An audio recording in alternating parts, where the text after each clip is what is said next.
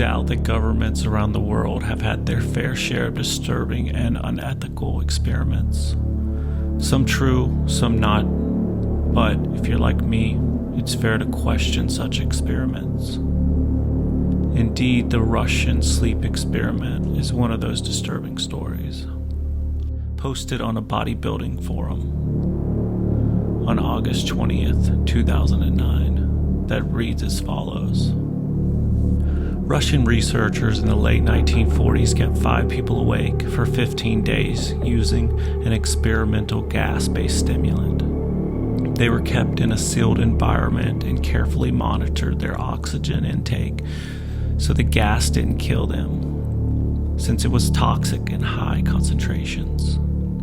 This was before closed-circuit cameras, so they had only microphones and a 5-inch thick glass porthole-sized windows into the chambers to monitor them. The chambers was stocked with books, cots to sleep, no bedding, running water, and toilet, and enough dried food to last all 5 for a month.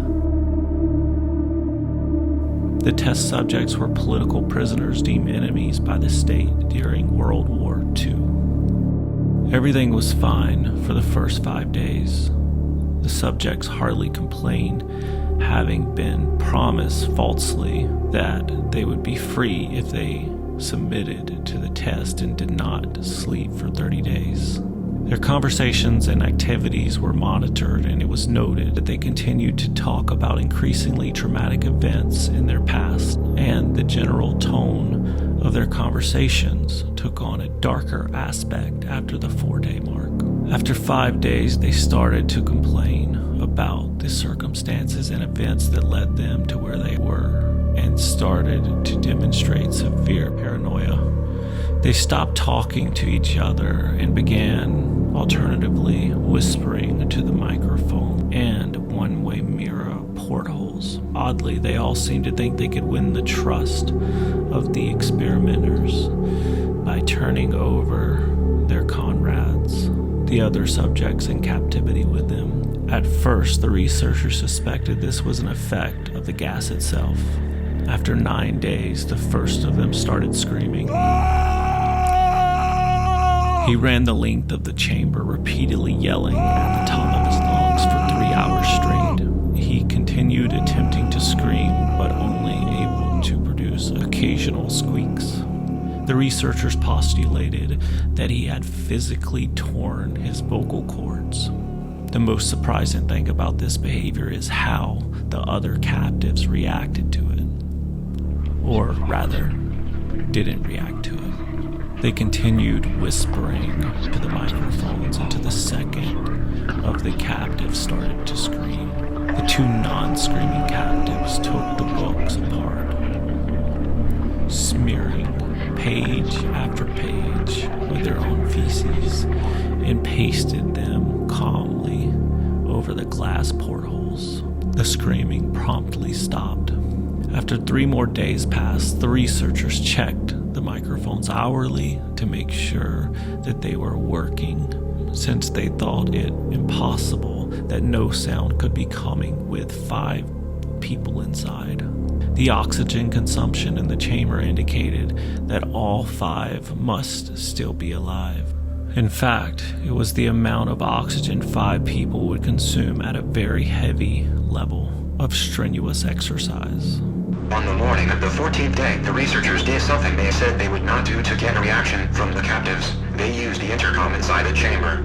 Hoping to provoke any response from the captives they were afraid were either dead or vegetables. We are opening the chambers to test the microphones. Step away from the doors and lie flat on the floor, or you will be shot.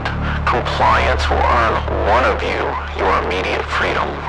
To their surprise, they heard a single phrase in a calm voice respond, "We no longer want to be freed." Debate broke out among the researchers and the military force funding the research. Unable to provoke any more response using the intercom, It was finally decided to open the chambers at midnight on the 15th day. The chamber was flushed of the stimulant gas and filled with fresh air, and immediately voices from the microphone began to object. 3 different voices began begging, as if pleading for their life of loved ones to turn the gas back on. The chamber was opened and soldiers sent in to retrieve the test subjects. They began to scream louder than ever, and so did the soldiers when they saw what was inside. 4 of 5 subjects were still alive, although no one could rightly call the state that any of them in life. The food rations past day 5 had not been so much as touched. There were chunks of meat from the dead test subjects' thighs and chests stuffed into the drain in the center of the chamber, blocking the drain and allowing 4 inches of water to accumulate on the floor. Precisely how much water on the floor was actually blood was never determined. All 4 surviving test subjects also had large portions of muscle and skin torn away from their bodies. The destruction of flesh and exposed bone on their fingertips indicated that the wounds were inflicted by hand, not with teeth as the researchers initially thought. Closer examination of the position and angles of the wounds indicated that most, if not all of them, were self-inflicted. The abdominal organs below the rib cage of all 4 test subjects had been removed, while the heart, lungs, and diaphragm remained in place. The skin and most of the muscles attached to the ribs had been ripped off, exposing the lungs through the rib cage. All the blood vessels and organs remained intact. They had just been taken out and laid on the floor, fanning out around the eviscerated but still living bodies of the subject. The digestive tract of all 4 could be seen to be working, digesting food. It quickly became apparent that what they were digesting was their own flesh, and that they had ripped off and eaten over the course of days. Most of the soldiers were Russian special operatives at the facility, but still many refused to return to the chambers to remove the test subjects. They continued to scream to be left in the chambers, and alternatively begged and demanded that the gas be turned back on, lest they fall asleep. To everyone's surprise, the test subjects put up a fierce fight in the process of being removed from the chamber. One of the Russian soldiers died from having his throat ripped out. Another one was gravely injured by having his testicles ripped off and an artery in his leg severed by one of the subject's teeth. Another 5 of the soldiers lost their lives if you count the ones that committed suicide in the weeks following the incident. In the struggle, one of the 4 subjects had his spleen rupture and had bled out almost immediately. The medical researchers attempted to sedate him, but this proved impossible. He was injected with more than 10 times the human dose of morphine derivative and still fought like a cornered animal, breaking the ribs and arms of one doctor.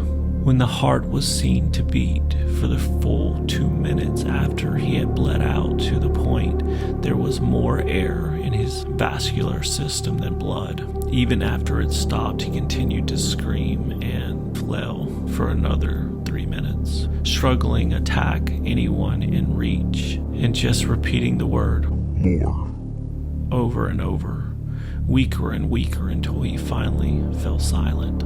The surviving 3 test subjects were heavily restrained and moved to a medical facility, the 2 with the intact vocal cords constantly begging for the gas, demanding to be kept awake.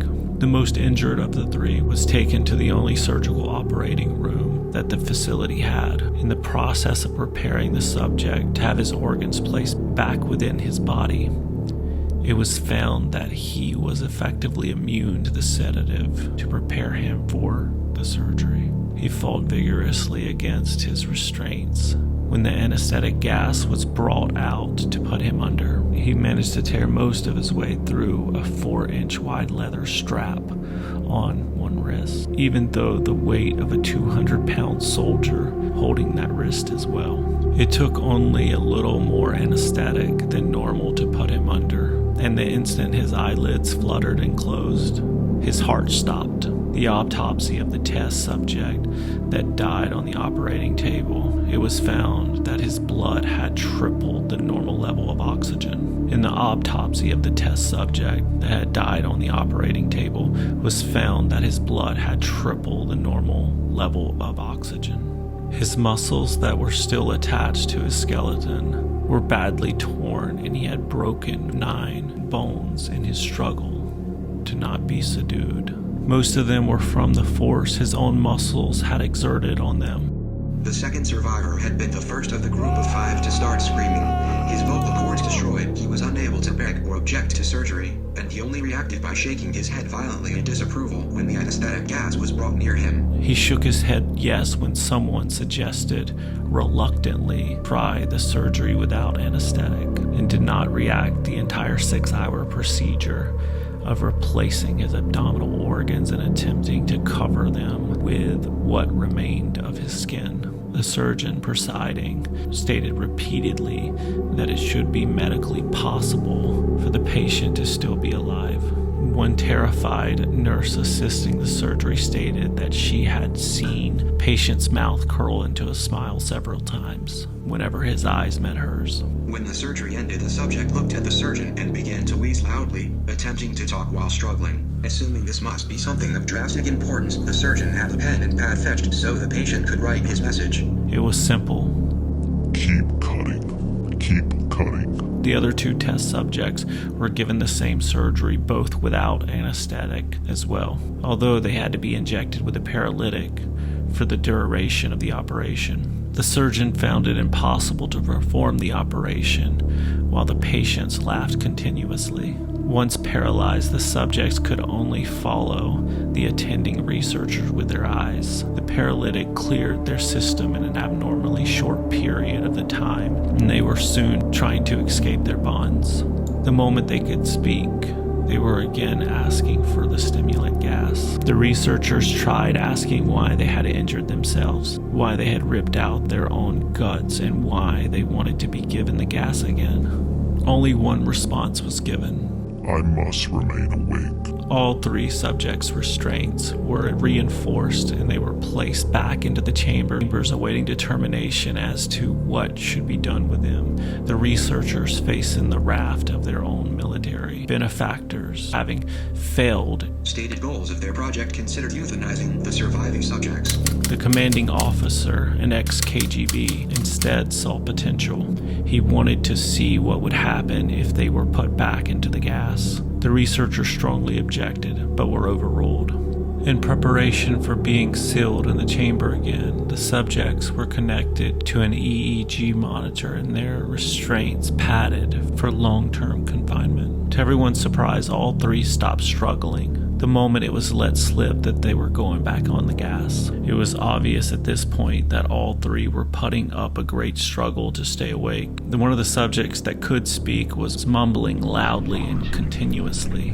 The mute subject was straining his legs against the leather bonds with all his might. First left, then right, then left again for something to focus on. The remaining subject was holding his head off the pillow and blinking rapidly. Having been the first to be wired for EEG, most of the researchers were monitoring his brainwaves in surprise. They were normal most of the time, but flatlined inexplicably. It looked as if he were repeatedly suffering brain death before returning to normal. As they focused on paper scrolling out of the brainwave monitor, only one nurse saw his eyes slip shut. At the same moment, his head hit the pillow. His brainwaves immediately changed to that of deep sleep. He flatlined for the last time and his head simultaneously stopped. The only remaining subject that could speak started screaming to be sealed in now. His brainwaves showed the same flat lines as the one who had just died from falling asleep. The commander gave the order to seal the chamber with both subjects inside, as well as 3 researchers. One of the named 3 immediately drew his gun and shot the commander point blank between the eyes, then turned the gun on the mute subject and blew his brains out as well. He pointed the gun at the remaining subject, still restrained to the bed. as the remaining members of the medical and research team fled the room. "I won't be locked in here with these things. Not with you," he screamed at the man strapped to the table. Who are you? He demanded. "I must know," Have you forgotten so easily? the subject asked. We are you. We are the madness that lurks within you all, begging to be free at every moment in your deepest animal mind. We are what you hide from in your bed every night. We are what you sedate into silence and paralysis when you go to the nocturnal haven where we cannot tread. The researcher paused, then aimed at the subject's heart and fired. The EEG flatlined as the subject weakly choked out. So nearly free.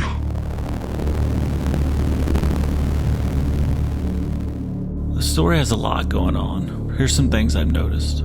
The realistic nature of the story, it's crafted in a way that can make it sound believable. The story blurs the lines between fact and fiction, leading some to believe such events actually happen. And probably the most logical reason someone would believe this is because throughout human history, there's been countless of unethical human experiments. With all of that said, it's highly unlikely this story's based on any reality.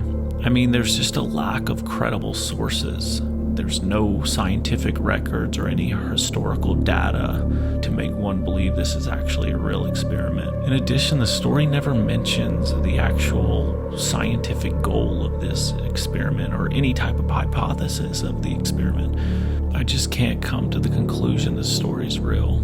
However, the story did have me wondering, what is the amount of time someone could go without sleep? And then I found Randy Gardner, who holds the record at 11 days and 25 minutes.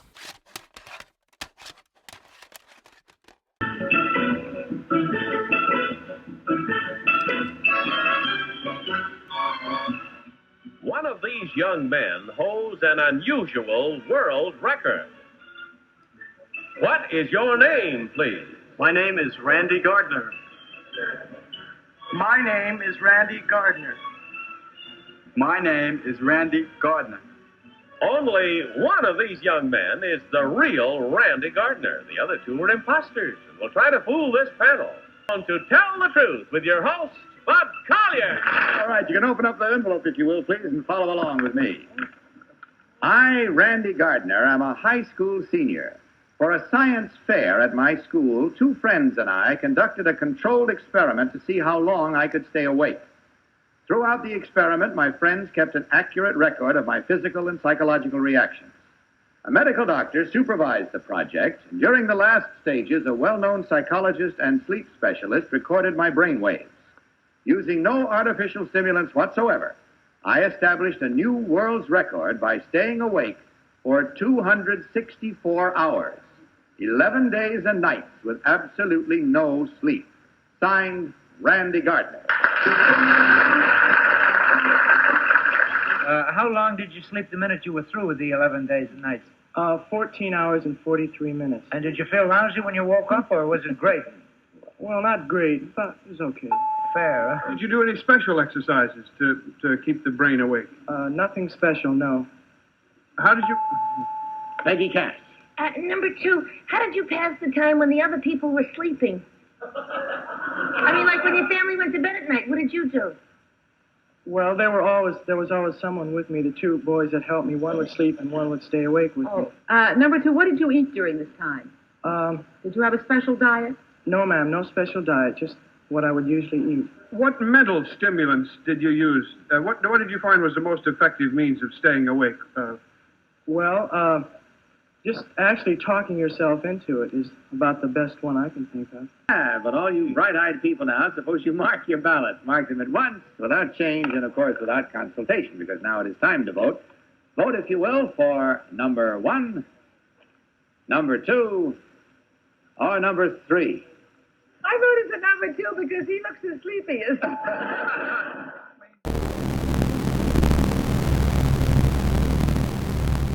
Overall, I wanted to know who created this story, the Russian sleep experiment. It was originally posted on a bodybuilding forum page from a user named The Falcon Punch on August 20th, 2009. Later, the story would be re-uploaded to the widely popular creepypasta website that hosts made-up stories. But going back to the Falcon Punch, little was known about the user other than their age, if they were even telling the right age, which puts their birth around 1987. I couldn't tell if the Falcon Punch actually thought the experiment was real, or they were just trying to provoke a response. Before he even tells the story, he first asks the question, anyone know if this is actually real? He later goes on to defend the story, responding to a question in the comments. The user back to business asks, don't believe that their chest could have been wide open with their lungs exposed without them bleeding to death. The Falcon Punch responds by saying, I thought about that too, but they were drugged. People who have been on speed can withstand many bullets and keep running. So I don't know if that's really impossible, because rarely does anyone go 15 days without sleep. I mean, we don't know what would happen if we did that. So obviously, he might believe it, I don't know. I personally don't think the Falcon Punch was the author of this story. Actually, he admits to it. One of the questions from another user was Captain Howdy, who asked, what book is this from? Seems like an interesting read. The Falcon Punch responds, it's not. It's just been on the net. I haven't found a source yet. It's just on various sites. I mean, there is a rumor that the original post was on 4chan, but I couldn't verify that information, so I'm not sure if that theory's right or wrong. If you have any information regarding this, please leave it in the comments below. Anywho, thank you for exploring this bizarre story with me. With love.